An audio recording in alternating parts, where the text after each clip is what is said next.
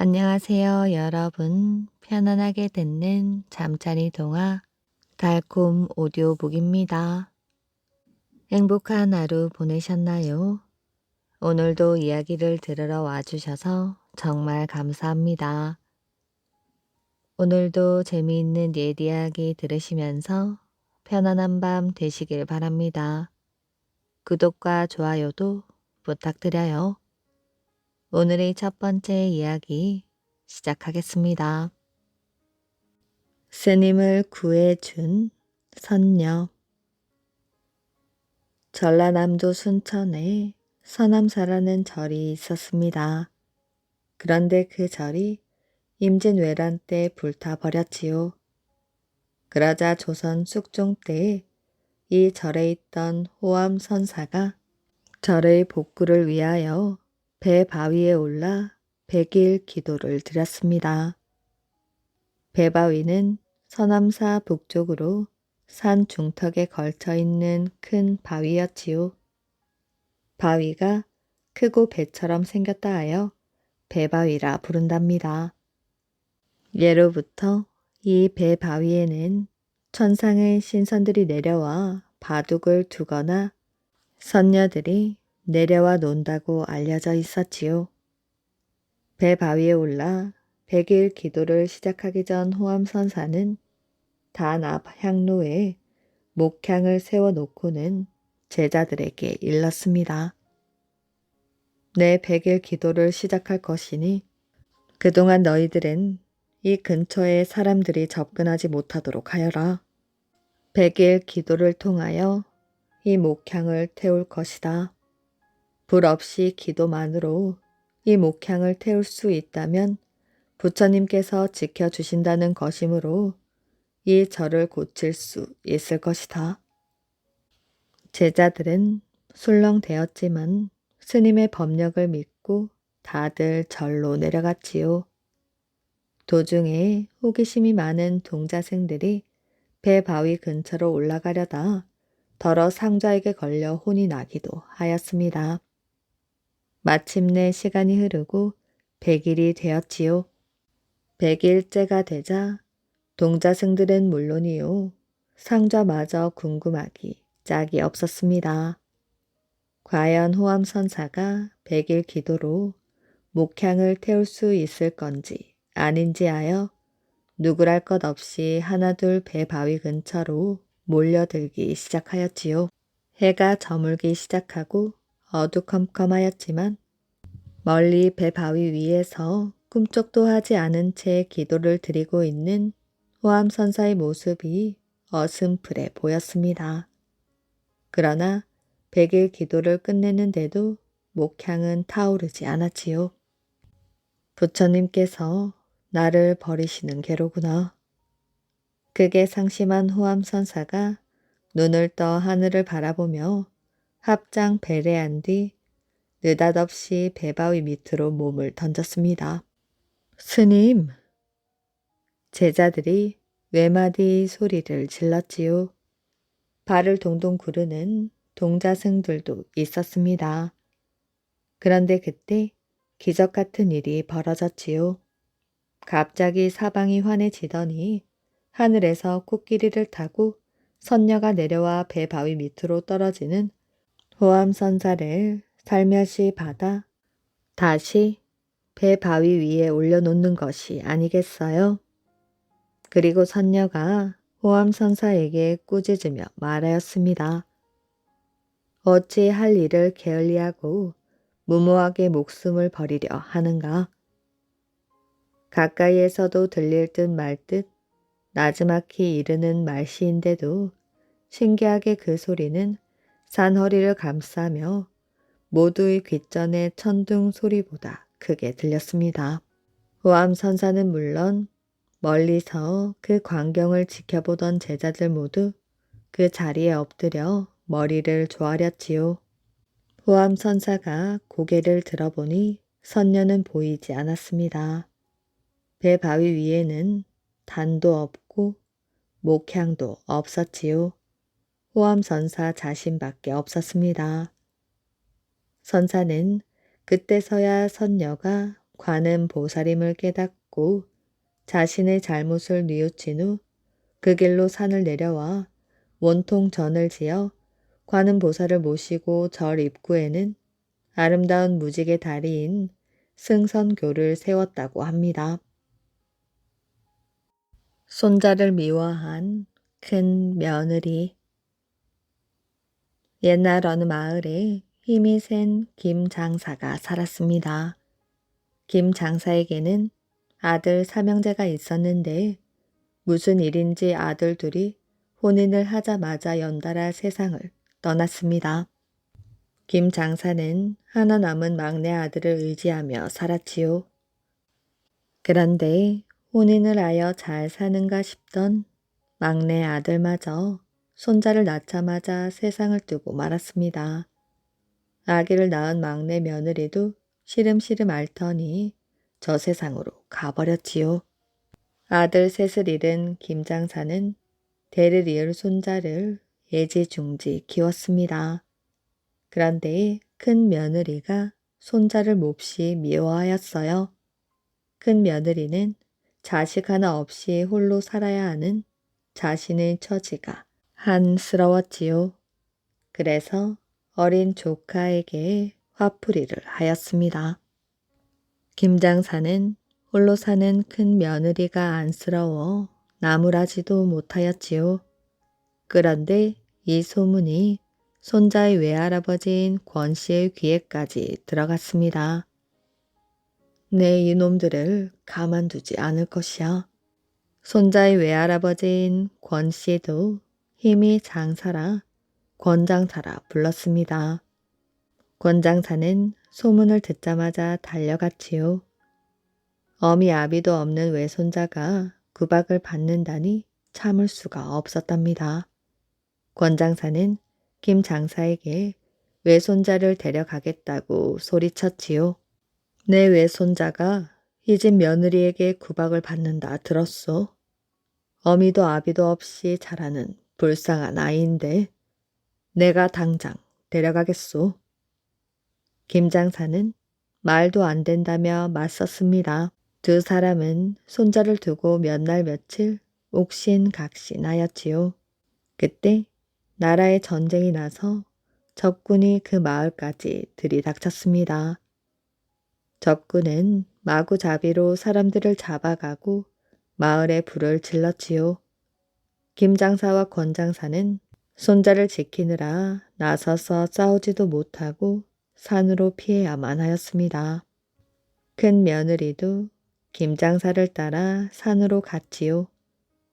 적군에 잡힌 여자들은 하녀로 팔려가거나 적군 장수의 무덤에 제물로 묻힌다는 소문이 있었습니다.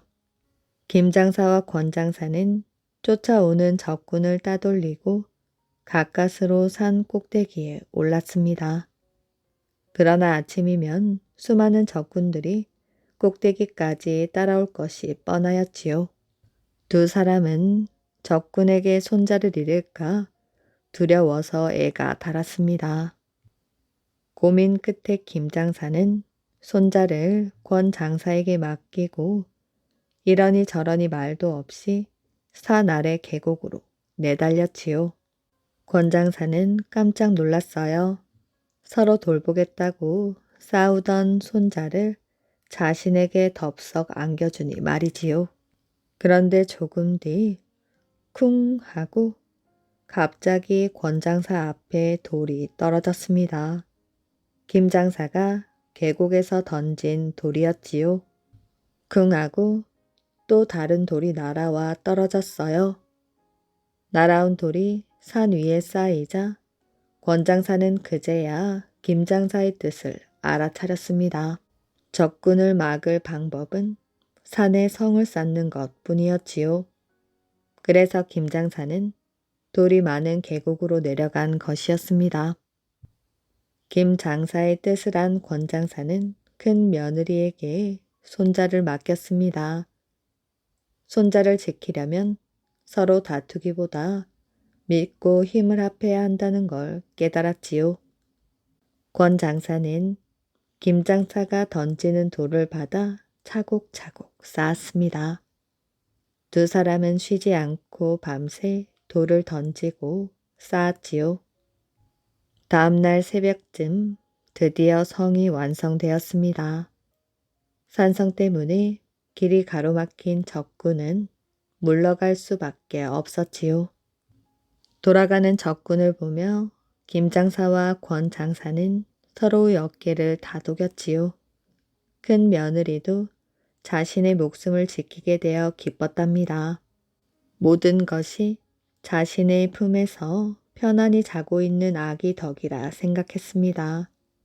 큰 며느리는 두 장사를 보며 아기에게 좋은 어머니가 되겠다고 마음먹었답니다. 황금 종을 없앤 스님. 광개토 대왕이 하루는 신하들을 불러놓고 명령하였습니다. 우리 고구려의 태평 성대를 염원하는 절을 지었으면 하오. 평양성 안에 9개의 절을 짓고 날마다 부처님께 기도를 올리도록 하시오.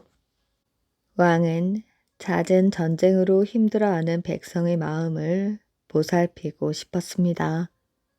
왕의 명령에 따라 도성 안에는 9개의 절이 들어서고 그 중에서도 가장 큰 절은 주암사였습니다. 그곳에는 어른 남자 키보다 훌쩍 큰 황금종을 만들어 달았어요. 황금종은 고구려가 얼마나 부자 나라인지 과시하기에도 좋았답니다.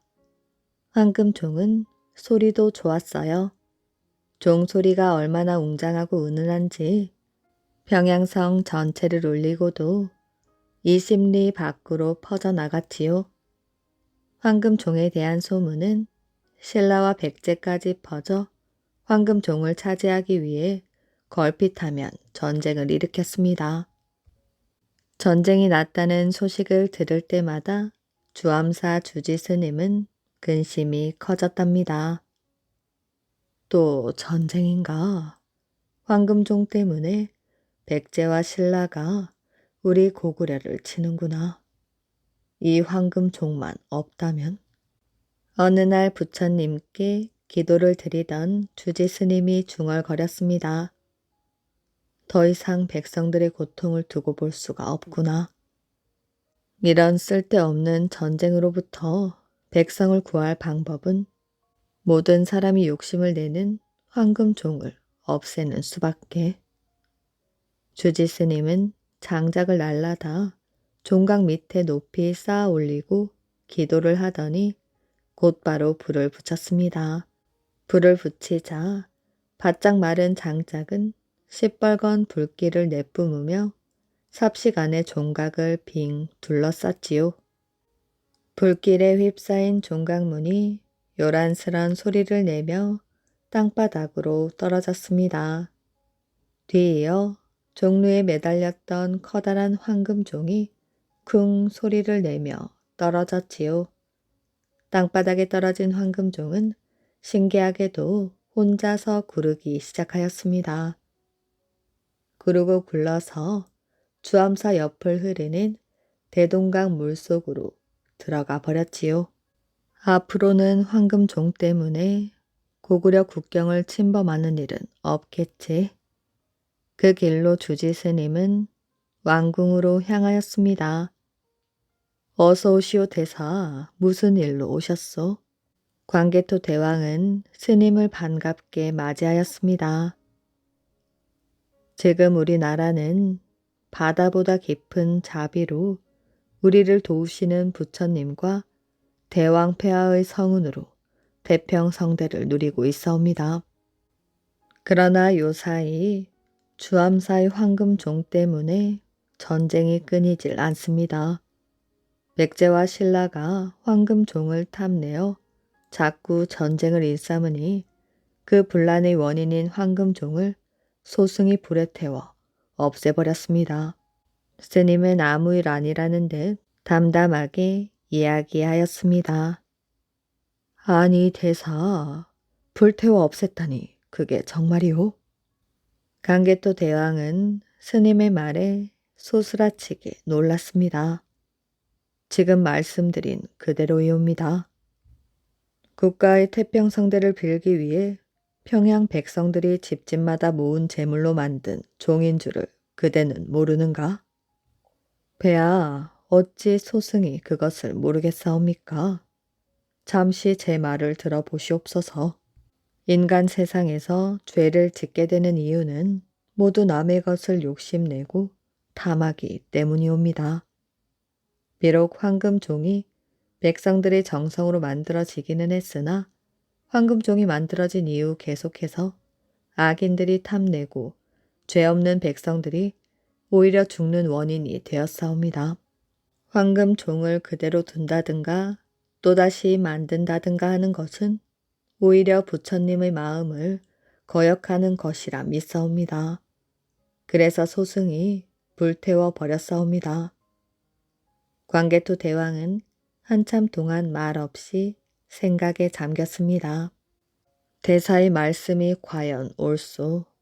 황금종을 탐내는 이웃나라 왕들이 해마다 우리 국경을 침범했었소.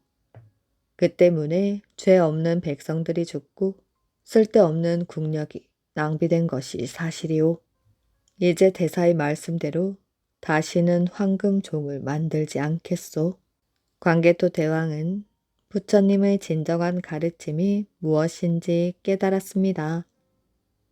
이후 광개토 대왕은 나란 일을 할 때 어떤 것이 진정으로 백성을 위한 일인지 한 번 더 꼼꼼히 생각하게 되었습니다.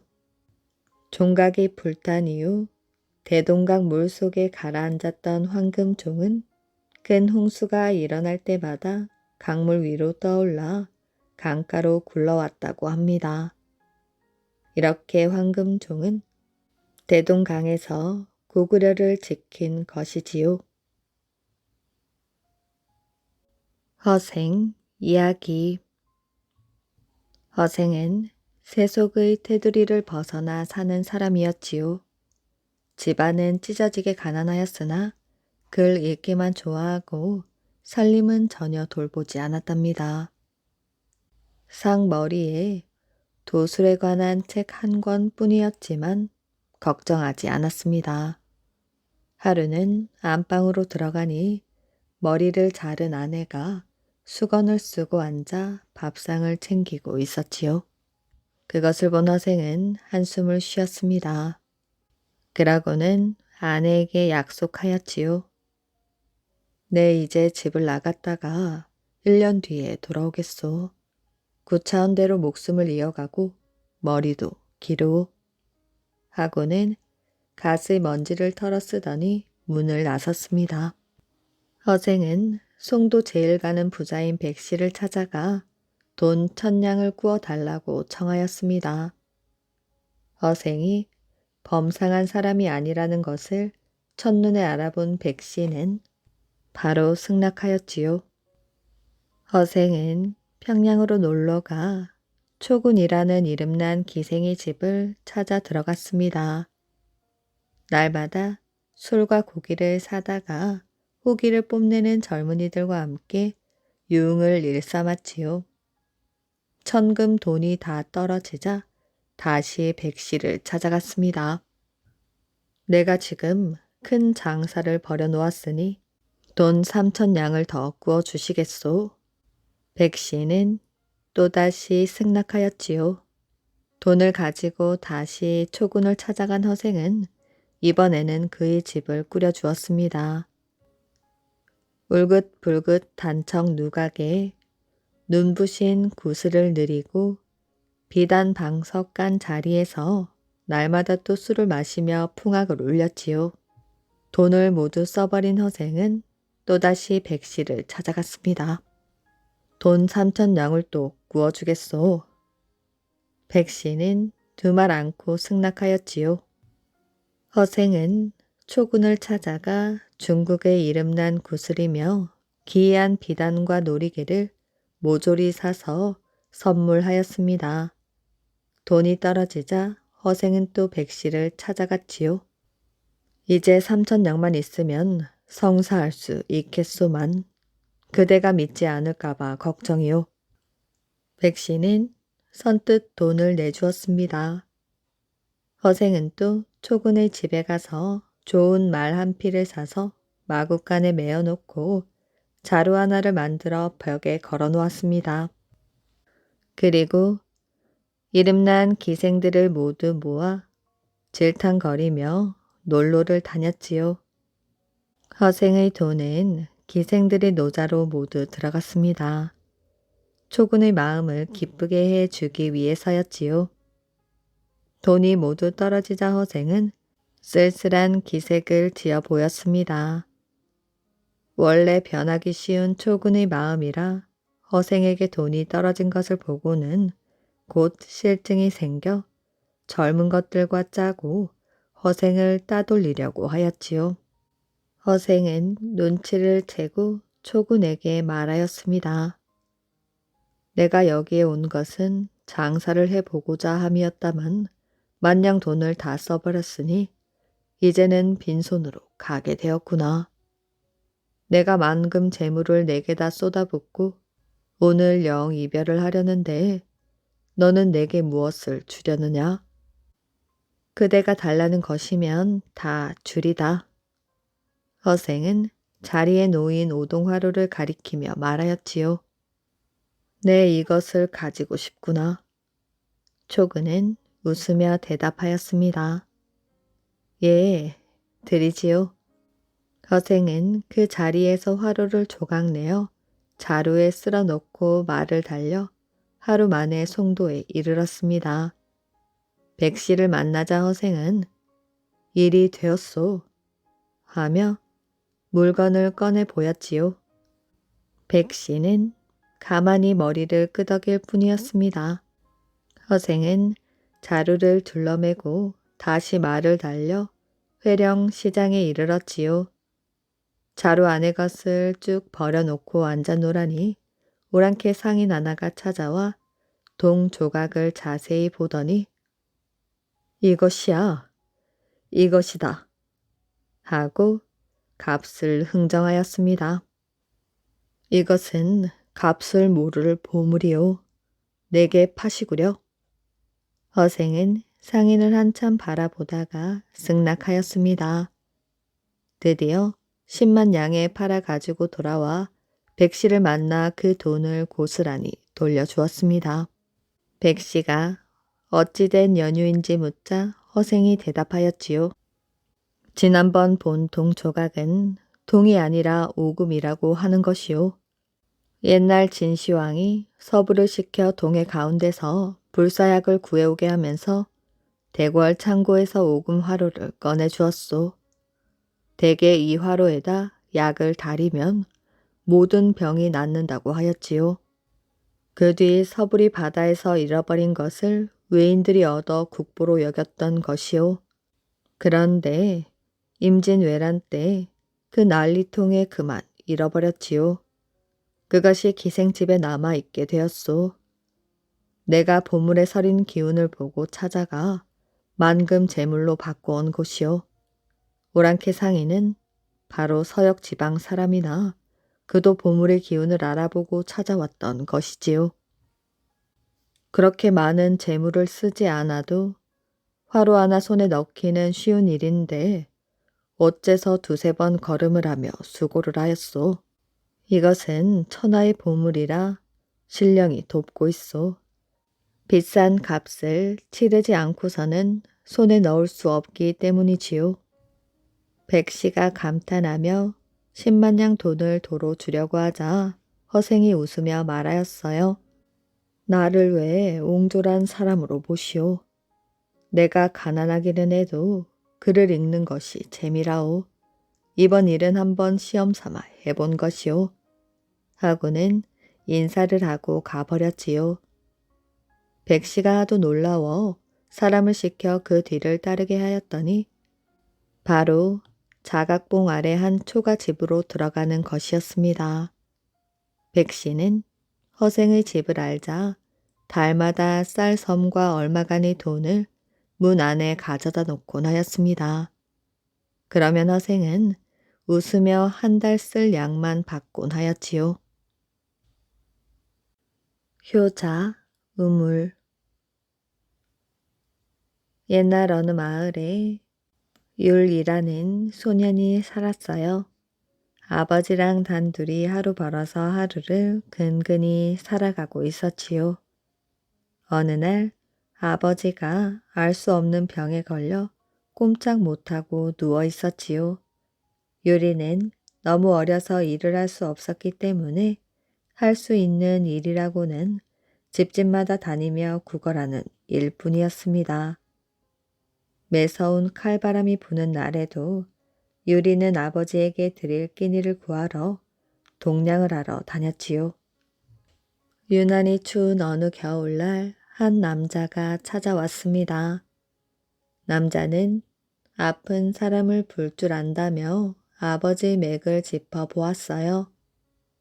네 아버지는 큰 잉어를 잡아다 푹 고아들이면 거뜬히 일어나실 것이야. 그 말을 남기고 남자는 사라져 버렸지요.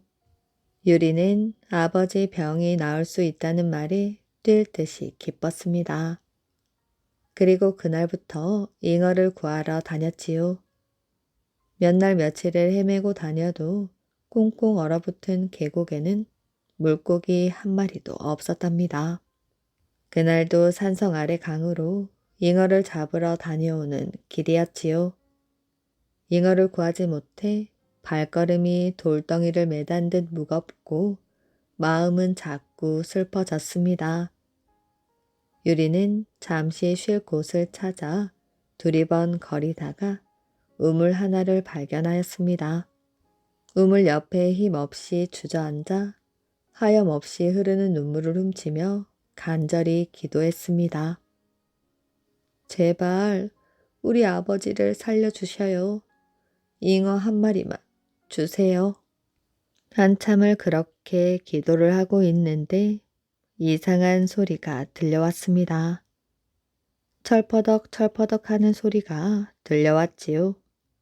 유리는 깜짝 놀라 우물 안을 들여다 보았습니다. 우물 속에는 황금빛 비늘을 가진 잉어 한 마리가 헤엄치고 있었지요. 유리는 얼른 잉어를 두 손으로 꽉 움켜 쥐었습니다. 잉어가 어찌나 크고 무거운지 잡기가 쉽지 않았지요. 그러나 아버지를 생각하며 있는 힘을 다해 잉어를 건져 올렸습니다. 유리는 너무 기뻐 잉어를 꼭 끌어안고 한달음에 집으로 달려갔지요. 그리고 서둘러 커다란 솥에 잉어를 넣고 정성스레 삶았답니다. 아버지, 어서 드시고 기운을 차리세요. 푹 고운 잉어를 맛있게 드신 아버지는 언제 아팠냐는 듯 기운을 차렸습니다. 마을 사람들은 모두 입을 모아 유리를 칭찬하였지요. 유리의 효성이 하늘을 감동시킨 것이라고 말입니다. 그날 이후부터 마을 사람들은 그 우물을 효자 우물이라고 불렀다고 합니다. 사냥꾼과 구두쇠. 옛날 어느 마을에 욕심 많은 구두쇠가 살았습니다. 구두쇠는 혼자서는 도저히 농사 지을 수 없을 정도의 많은 논밭을 가진 부자였지요. 그래서 그는 항상 일꾼들이 필요했는데 일꾼을 고용할 때에는 웃는 얼굴로 반기면서 온갖 아첨의 말을 다 하였습니다.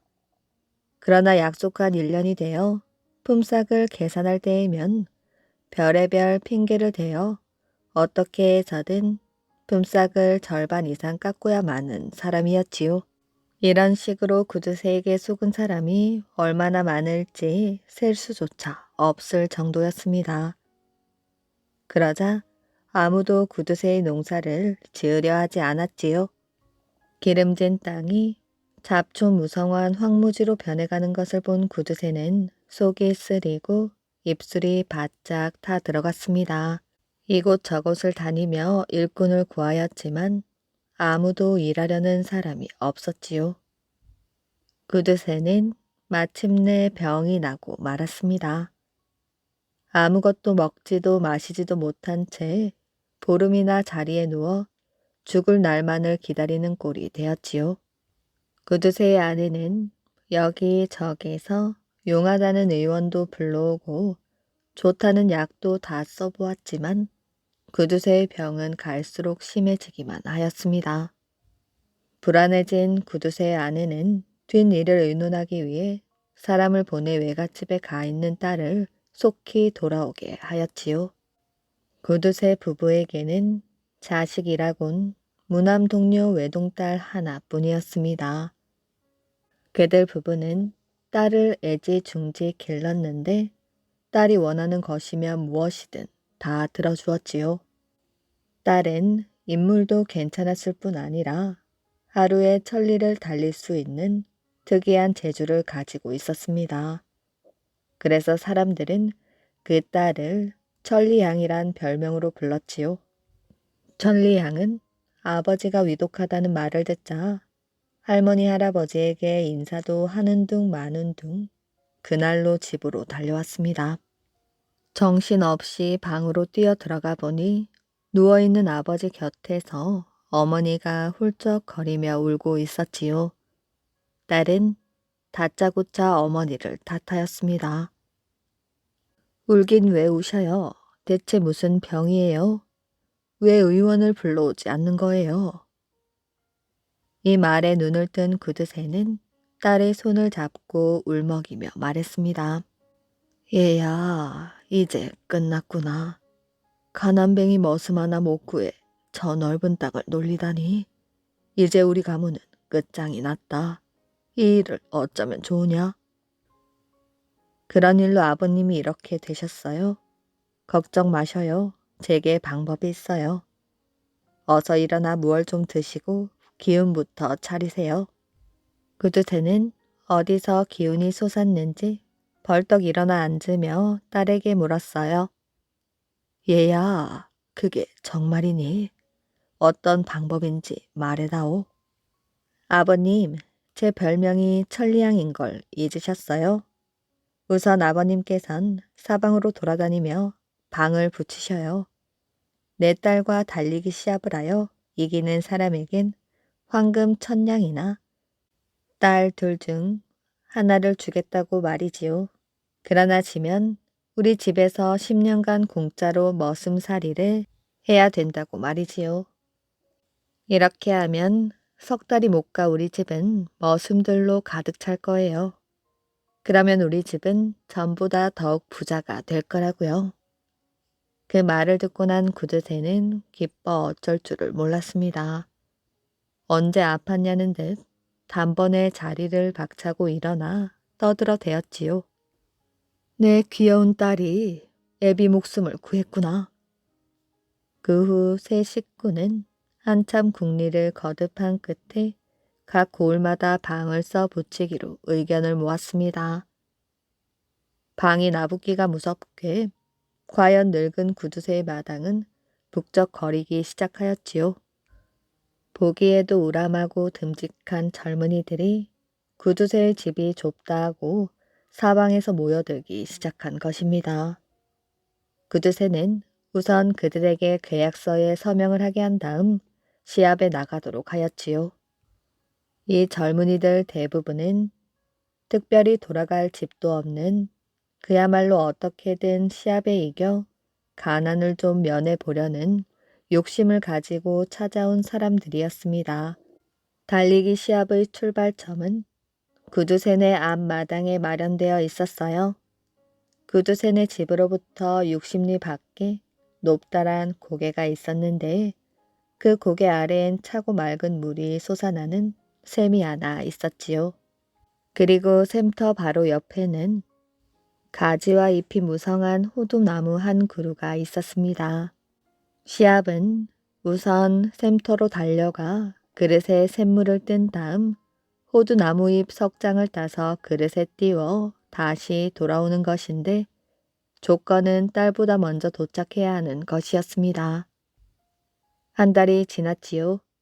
그러나 부자의 딸을 이긴 사람은 단 한 사람도 없었답니다. 다시 석 달이 지났어요. 그러나 여전히 딸을 이긴 사람은 없었습니다. 시합에서 진 젊은이들은 하는 수 없이 구두쇠의 집에서 10년 일하는 긴 세월의 머슴살이를 시작하였지요. 석 달이 채 못 되어 구두쇠의 집엔 50여 명의 머슴들이 들어왔고 반년이 못 되어 머슴의 수는 100여 명을 헤아리게 되었습니다. 구두쇠는 싱글벙글 웃으며 길을 걸을 때에도 신바람이 나서 흥얼흥얼 콧노래를 불렀답니다. 그렇게 몇 년이 흐르자 교활한 구두쇠는 드디어 둘째 가라면 서러워할 부자가 되었습니다. 마을 사람들은 그런 몹쓸 처녀는 천벌을 받아야 돼 하며 수군수군 거렸지요. 사실 사람들은 간사한 구두쇠보다 그 딸을 더욱 미워했습니다. 한편 백두산 골짜기에 곽시성을 가진 젊은 사냥꾼이 살고 있었어요. 어느 날 우연히도 구두쇠의 논밭을 지나게 되었습니다. 그런데 논밭 가득 건장하고 젊은 머슴들이 우글우글 모여 일을 하는 것을 보고는 이상한 생각이 들어 그중 한 사람을 붙들고 그 까닭을 물어보았지요. 머슴은 한숨을 길게 내쉰 후 자신들이 어떻게 해서 이곳에서 일을 하게 되었는지 하나도 빠짐없이 이야기를 해 주었습니다. 머슴들의 딱한 이야기를 다 듣고 난 젊은 사냥꾼은 어떻게 해서든 이들을 생지옥에서 구출해야겠다고 마음먹었지요. 그러나 이들을 구하려면 우선 천리양이란 발빠른 여자를 이기지 않으면 안 되었습니다. 사냥꾼에겐 귀신같이 쏘아 맞추는 활 재주는 있었으나 달리기는 아무래도 천리양을 따를 수가 없었지요. 사냥꾼은 천리양과의 시합에서 이기려면 여러 사람들의 힘과 지혜가 있어야 한다고 생각했습니다. 그래서 그는 각지를 돌아다니며 재주 있는 사람을 찾기로 결심하였습니다. 여비가 없는 그는 우선 엿을 팔아가며 재주 있는 사람을 찾기 위해 이고울 저고울로 돌아다녔지요. 시간은 3년하고도 3개월이라는 세월이 흘렀습니다. 마침 더위가 기승을 부리는 한 여름 낮이었지요. 점심때쯤 사냥꾼은 메고 다니던 연목판을 내려놓고 산 위의 커다란 나무 그늘에서 땀을 식히고 있었습니다. 그러다 언뜻 고개를 돌려보니 저만큼 산 아래에서 어떤 사람이 작은 길을 따라 산을 오르고 있는 게 보였지요. 자세히 보니 그 사람은 오직 한쪽 다리로만 걷는데 그 빠르기가 마치 바람 같았습니다. 그리하여 단숨에 꼭대기로 올라왔지요. 가까이서 그를 본 사냥꾼은 깜짝 놀랐어요. 그 사람은 일부러 한쪽 다리를 끈으로 묶어 그 끈을 어깨에 걸치곤 한 다리로만 걸었던 것입니다. 사냥꾼은 얼른 그를 불러 세웠지요. 여보시오, 날이 이렇게 더운데 잠시 앉아서 더위나 식히고 가시지요. 좋지요, 감사합니다. 서로 간단히 인사를 나눈 뒤 사냥꾼은 그에게 왜 한쪽 다리로 걷는지를 물었습니다. 그러자 그 사람이 말하였지요. 자신에겐 보통 사람들과는 다른 재주가 있어 마음만 먹으면 하루에 2000리를 갈 수 있다고 했습니다. 그래서 사람들은 모두 그를 나는 새라고 한다는 것입니다. 한 발로만 걸어도 세상에서 가장 빠르다고 하였지요. 그가 이번에 길을 떠난 이유는 아름다운 산과 들을 유람하기 위해서인데 너무 빨리 걸어버리면 경치를 자세히 볼 수 없기 때문에 일부러 한쪽 다리를 묶고 한 발로만 걷는다고 하였습니다. 정말 당신에게 그런 재주가 있다면 내게 한번 보여주지 않겠소? 나는 새는 승낙을 하였습니다. 그러자 사냥꾼은 엿 목판 밑에서 활과 화살을 꺼내 오리 밖에 있는 커다란 오동나무를 가리키며 말하였지요. 내가 저 산 아래의 오동나무를 쏘아 맞출 터이니 당신은 내가 열을 세는 동안 뛰어가 화살을 뽑아올 수 있겠소. 나는 새는 고개를 끄덕이며 다리를 묶었던 끈을 풀었습니다. 그러고는 사냥꾼에게 빨리 활을 쏘라고 오히려 재촉을 하였지요. 사냥꾼은 활을 들어 그 오동나무를 향해 겨냥을 한 뒤 화살을 날렸습니다. 화살은 조금도 빗나가지 않고 정확히 오동나무 한 가운데 꽂혔습니다. 이와 동시에 어디선가 씩 하는 소리가 들리는가 싶더니 나는 새가 보이질 않았지요. 사냥꾼이 막 9가지 세었을 때 나는 새는 벌써 화살을 쥐고 사냥꾼 앞에 돌아와 있었습니다. 이 사람이야말로 자신이 꿈에서도 찾아 헤매던 바로 그 사람이었지요. 정말 훌륭한 제주요. 정말 훌륭하오. 이까짓 것 가지고 뭘요. 제게도 댁의 활솜씨를 한번 구경시켜 주시겠습니까? 내 활솜씨야 그리 대단한 것도 아니지만 정 보고 싶어 한다면 한번 해보겠소. 사냥꾼은 이렇게 말하며 손톱만큼 작은 풀잎을 뜯어 나는 새의 콧잔등에 올렸습니다. 그러곤 100걸음을 세어 떨어져 서라고 하였지요. 사냥꾼이 힘껏 시위를 당겼습니다. 그가 시위를 놓는 순간 씩 하는 소리가 들려오더니 화살은 번개처럼 콧잔등을 스치고 지나갔습니다. 나는 새의 코에는 털끝만큼의 상처도 나지 않았지요. 사냥꾼의 활솜씨에 감탄한 나는 새는 사냥꾼에게로 달려와 앞으로 생사를 같이 할 의형제를 맺자고 하였습니다. 사냥꾼 역시 뛸 듯 기뻐하였지요. 서로 생년월일을 따져보니 사냥꾼이 더 빨라 사냥꾼이 형이 되고 나는 새는 동생이 되었습니다. 두 사람은 나무 그늘에 앉아 그동안 자신들이 겪어온 이야기를 하였고 이야기 도중 사냥꾼은 천리양의 이야기도 하게 되었지요. 그 말을 들은 나는 새는 화가 머리끝까지 솟아 당장 천리양을 찾아가 한판 승부를 봐야겠다며 펄펄 뛰었습니다. 형님, 염려 마십시오. 전 다리 하나만 가지고도 그 처녀 코를 납작하게 해줄 자신이 있습니다. 사냥꾼은 아무래도 마음이 놓이질 않았습니다. 사냥꾼은 나는 새가 너무 거만해 보였지요. 만약 천리 밖을 내다볼 수 있는 눈을 가진 사람이 있다면 시합 도중 그 상황을 알려줄 수 있고 또 자신이 적절히 나는 새를 일깨워 준다면 얼마나 좋을까 하고 사냥꾼은 생각하였습니다. 그는 당장 나는 새를 데리고 천리를 볼 수 있는 사람을 찾아 다시 길을 떠났어요.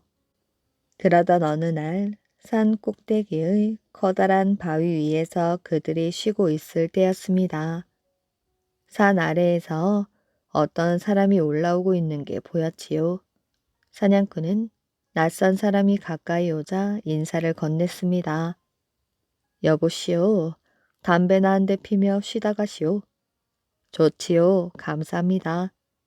자세히 보니 그 사람은 한쪽 눈을 천으로 가리고 있고 다른 한쪽 눈마저도 풀잎으로 가리고 있었는데 그 풀잎에는 작은 구멍이 하나 뚫려 있었습니다. 이상하게 생각한 사냥꾼이 물었지요. 어째서 한쪽 눈을 가리고 다니시오? 저는 좀 남다른 재주를 가지고 있습니다. 두 눈을 다 뜨면 1800리 먼 곳까지 보이고 한쪽을 가려도 500리 내외의 것은 다 보인답니다. 그래서 사람들은 절더러 천리 아니라고 부르지요. 만약 두 눈을 다 뜨게 되면 멀리 있는 것밖에는 보이지 않아 가까이에 뭐가 있는지 모른답니다. 그래서 일부러 이렇게 다니지요. 나는 새는 그의 말이 영 믿기지 않는다는 듯 천리안에게 엉뚱한 소리만 늘어놓지 말고 좀 더 진실한 사람이 되라고 빈정거렸습니다. 천리안이 화를 버럭 내었지요. 절름발이 주제에 사람을 놀린다고 생각했던 것입니다. 이 죽어마땅한 절름발이야. 그들은 서로 욕을 해대며 싸웠습니다. 사냥꾼이 그들을 말렸지요. 별 일도 아닌데 서로 싸우지들 마시오. 당신 말이 참인지 거짓인지 한번 시험해 보는 게 어떻겠소? 말을 마치자 그는 연못판에서 활과 화살을 꺼내 잘 겨냥한 후 심리 밖에 있는 백약나무를 향해 쏘았습니다. 그러곤 천리안에게 물었지요.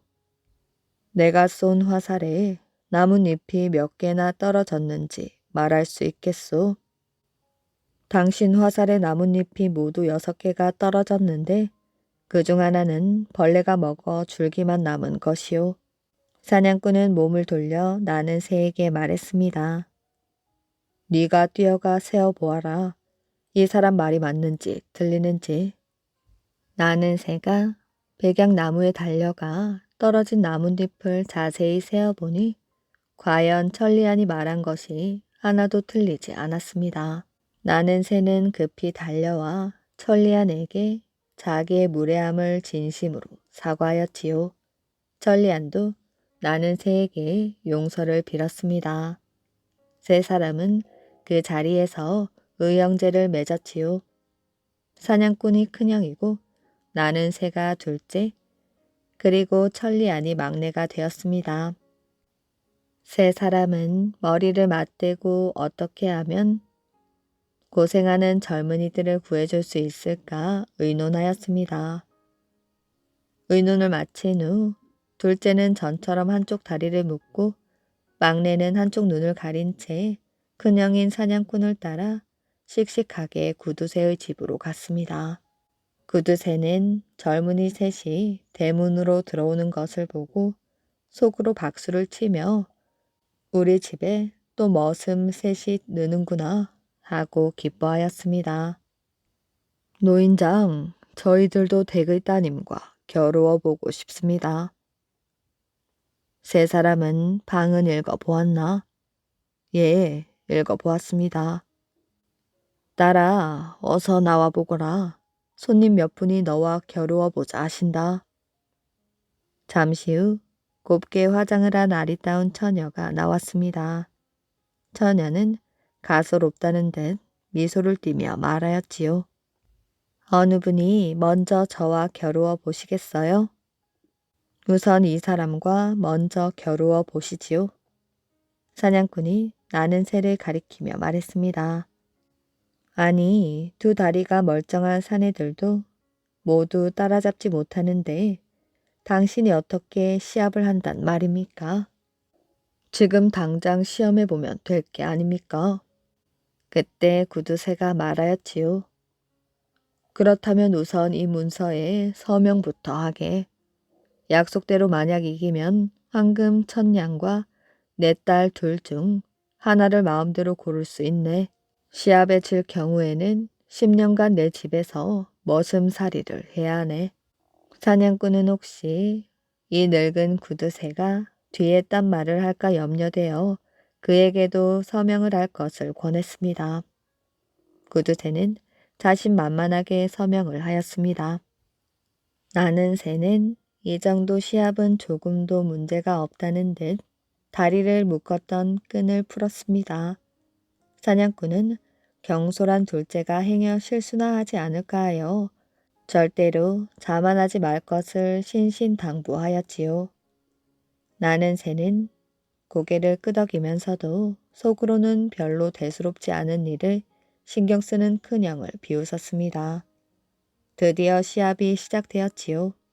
사냥꾼이 천리안에게 물었습니다. 지금 몇 리나 뛰었지? 벌써 10리를 갔습니다. 누가 앞서 있나? 작은 형이 조금 앞서 있는데요. 구두쇠는 이들 곁에 앉아 있다가 이들이 계속 손짓 발짓을 하며 서로 무어라 말을 주고받는 것을 보고는 몹시 이상해했습니다. 자네들 뭘 보고 그러나? 아무것도 아닙니다. 그저 우리는 동생이 꼭 이기길 기원하고 있었습니다. 한편 그 시간에 나는 새는 이미 고개 아래 샘터에 도착했습니다. 그는 우선 그릇 가득 맑고 차가운 샘물을 뜬 다음 호두나무에서 깨끗하고 커다란 잎석장을 따서 그릇에 띄웠습니다. 그리곤 번개처럼 우덩기를 되짚어 뛰기 시작하였지요. 그가 다시 강가에 왔을 때 천리양은 그제서야 막 샘터에 닿았습니다. 아는 새는 또 못된 버릇이 슬며시 도졌습니다. 내가 얼마나 뛰어난지를 진짜로 보여주마. 지금부터 이 몸은 한 발로 뛰어 널 놀라게 해주겠다. 그러더니 강가의 모래톱에 앉아 주머니에서 끈을 꺼내 한쪽 다리를 묶었습니다. 이 모습을 본 천리안이 당황하여 사냥꾼에게 소리쳤지요. 그냥 큰일 났어요. 작은 형이 강가에 앉아 한쪽 다리를 묶고 있어요. 천리안의 말을 들은 사냥꾼은 활과 화살을 꺼냈습니다. 그는 천리안에게 둘째가 있는 곳의 위치를 정확히 들은 다음 힘껏 활 시위를 당겼지요. 화살이 나는 새에게로 날아갔습니다. 나는 새가 묶어놓은 끈을 정확하게 맞추어 끊었습니다. 나는 새는 갑자기 날아온 화살에 식은땀이 날 정도로 섬찟하게 놀랐습니다. 이때 천리양이 어느새 나는 새가 있는 곳까지 쫓아왔지요. 심술 고약한 아가씨는 둘째 곁으로 오더니 그의 물그릇을 단숨에 발로 걷어찼습니다.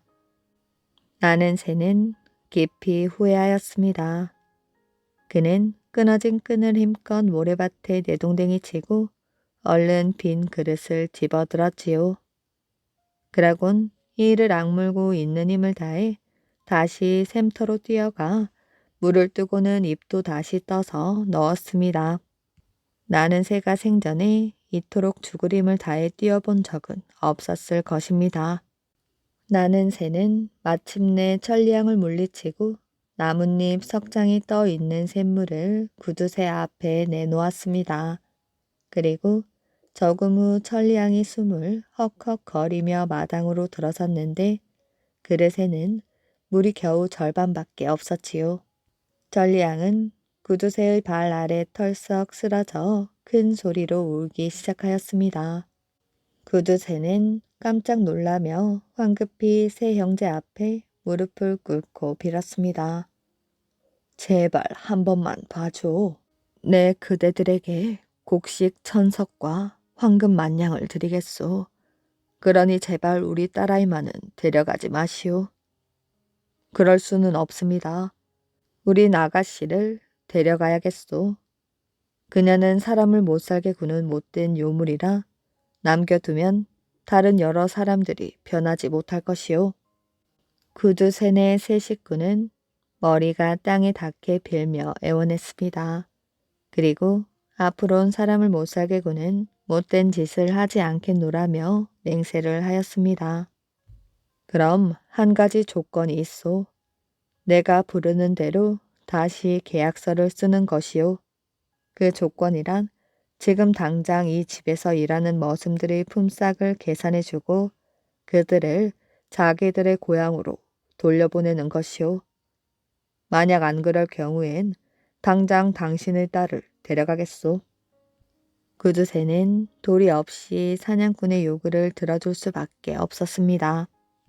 품삯을 받은 젊은이들은 새 형제에게 고맙다는 인사말들을 한 후 신이 나서 각자의 고향으로 돌아갔습니다. 구두새의 창고에는 동전 한 입 남지 않았지요. 그는 벼랑간 알거지가 되고만 것입니다. 구두새는 그만 우라병이나 끝내 사흘을 넘기지 못하고 죽었다고 합니다. 꺽다리와 땅딸보의 술동이. 좀 모자라는 듯한 꺽다리와 땅딸보는 술 한 동이를 지고 장터로 갔습니다. 두 사람 모두 술을 무척 좋아하였어요. 그래서 그들은 팔러 가는 술을 그냥 마시거나 외상으로 마실 수 없다고 찰석같이 약속을 하였습니다. 초여름이지만 뙤약볕이 따갑게 내리쬐고 있었지요. 두 사람은 고개를 넘다가 숨이 차고 더워서 술 동이를 진 지게를 내려놓고 쉬고 있었지요. 마을 앞에서 강바람이 솔솔 불어와 그들의 이마에 맺힌 땀을 씻어 주었지만 속에서는 불이 났습니다. 두 사람 모두 목이 컬컬하여 딱 술 한 사발만 마시면 시원할 것 같았지요. 그러나 서로 약속한 것이 있어서 술을 마시자는 이야기는 하지 못하였습니다. 꺽다리가 주머니를 뒤져보니 엽전 하나가 있었습니다. 옳지, 됐구나. 꺽다리는 땅딸보 친구에게 엽전을 내보이며 물었습니다. 이봐, 돈을 내면 술을 마실 수 있다고 했지? 그럼 돈을 내면 얼마든지 먹을 수 있고 말고. 자, 그럼 이걸로 두 사발만 먹지. 꺽다리는 두 사발을 한꺼번에 쭉 마셨습니다. 아, 그거 참 시원하고 좋구나. 꺽다리는 땅떨보를 바라보며 입가를 쓱 문질렀어요. 이번에는 땅딸보가 물었지요. 좋아, 나도 돈만 내면 마실 수 있는 거지. 그걸 말이라고 하나. 땅딸보는 금방 받은 돈을 꺽다리에게 주었습니다. 자, 나도 두 사발을 먹겠네. 그러고는 술 동이에서 두 사발을 퍼 마셨지요. 땅딸보가 마시는 것을 바라보던 꺽다리는 땅딸보가 준 엽전을 다시 되돌려주며 말하였습니다. 나도 두 사발 마시겠네. 그는 기분 좋게 퍼 마셨습니다. 그럼 나도 두 사발을. 엽전을 다시 꺽다리에게 주며 땅딸보는 술을 마셨지요. 엽전 하나로 왔다 갔다 술을 마시니 술 한 덩이는 장터로 가기 전에 다 없어졌습니다. 엽전은 꺽다리의 주머니로 다시 들어갔지요. 오늘의 이야기는 여기까지입니다. 이야기 재미있게 잘 들으셨나요? 오늘도 편안한 밤 되시길 바랍니다.